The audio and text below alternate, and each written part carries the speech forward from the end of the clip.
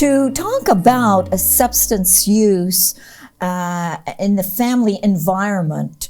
I have with me Chris Curry, and Chris is actually the clinical manager of a professional practice and education of the Lanark, Leeds, Grenville, Addictions and Mental Health. Someday I'm going to be able to say that without looking at your cheat sheet. I'm trying. I really am, but it's so long. It is very long, but each time you get a little bit better. Yeah, I'm trying.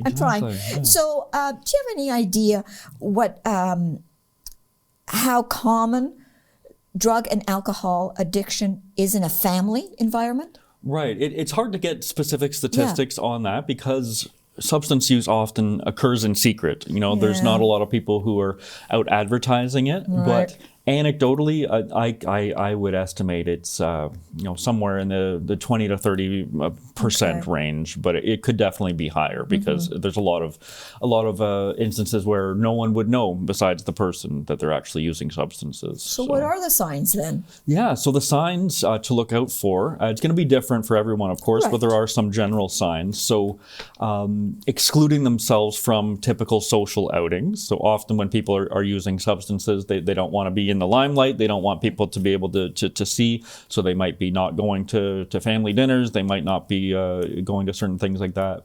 Missing time at work, missing time at school, grades falling if we're talking about kids or university students. A change in the social circle would be common for younger people if they're hanging out with a different crowd. That could be a sign.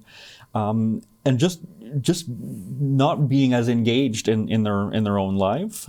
So really, their whole personality has changed. It can shift, absolutely, yeah. So someone who is maybe very outgoing and into sports or things like that, if they start using substances, they might become more withdrawn, not as apt to go out socially, maybe spending more time in their room or in the basement or wherever like that. So isolation is a very strong sign of substance use often. So what is it like in a family environment then, if one of the children is an addict? Right. It can cause upheaval and havoc, of course, because unfortunately, sometimes when you have substance use, you have other behaviors that go along with that substance use. So there could be, in not all cases, but there could be some dishonesty, there could be some money going missing, and things like that. So it's not necessarily always just the substance use itself that causes the problem. It's the unintended kind of side effects, the withdrawing from the family unit, money issues, things might go missing and end up at the pawn shop, those kinds of things. And more agitation within the family themselves? For sure, yeah. A lot more agitation, a lot more stress, essentially. It's a very stressful condition for the person, and then that stress is kind of shared amongst the family members.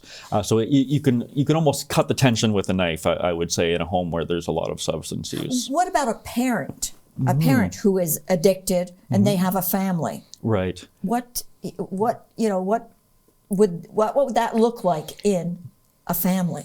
Like this is the breadwinner. Yeah, exactly. So that unfortunately it does happen all the time.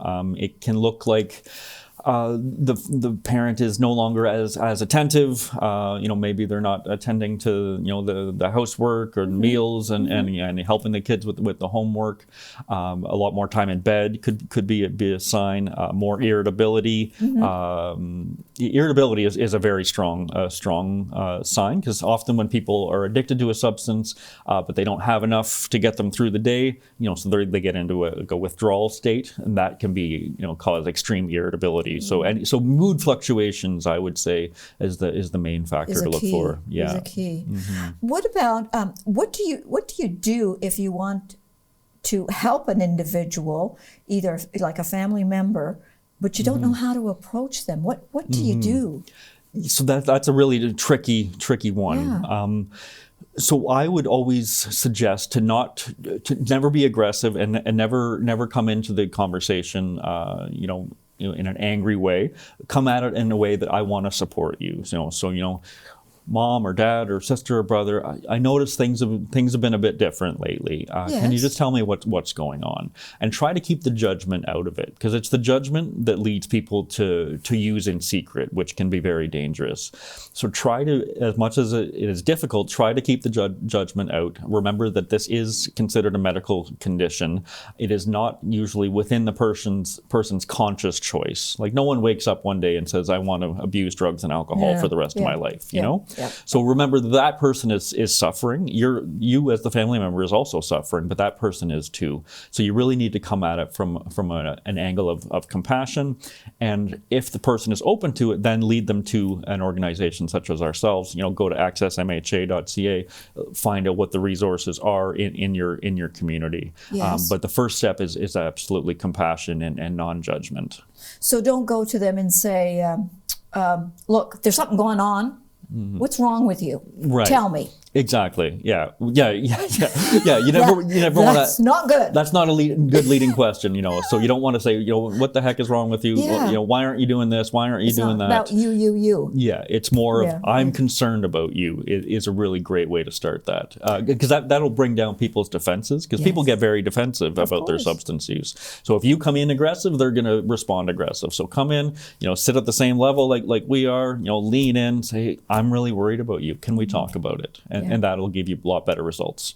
What is a substance-related grief program? What is it? Yeah, so our substance-related grief program is a brand new initiative at Lanark, Leeds, Grenville Addictions and Mental Health. And it's a support group, an 8-session support group led by one of our facilitators, designed for people who have lost a loved one due to substance use. Okay. So either through overdose or through impaired driving or things like that. Because there's a lot of stigma to losing your loved one to substance use. Yes. And it's not something you can often talk about at the book club or things like that. Right. So this allows you to be in a group of people who have similar experiences to share, share their stories, share their coping skills, make some new connections, and just realize that they're not alone.